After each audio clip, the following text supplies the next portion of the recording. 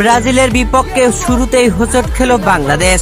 পরপর 2 মিনিটের ব্যবধানে জোড়া গোল হজম বাংলাদেশের।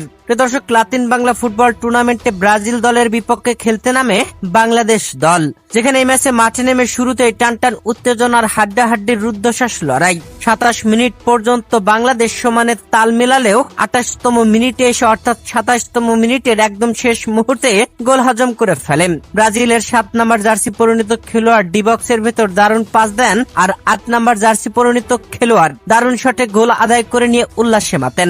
বাংলাদেশের বিপক্ষে প্রথম গোল আদায়ের পরপরই 29 মিনিট শেষ হতেই 30 মিনিটের শুরুতেই আরো একটি গোল হজম বাংলাদেশের। প্রিয় দর্শক, পরপর জোড়া গোল দিয়ে দারুণ সেলিব্রেশনে মাতে ব্রাজিল দল। আর লাতিন বাংলা ফুটবল টুর্নামেন্টে নিজেদের প্রথম ম্যাচে ব্রাজিলের বিপক্ষে খেলতে নেমে শুরুতেই প্রথমার্ধেই জোড়া গোল হজম করে বাংলাদেশ।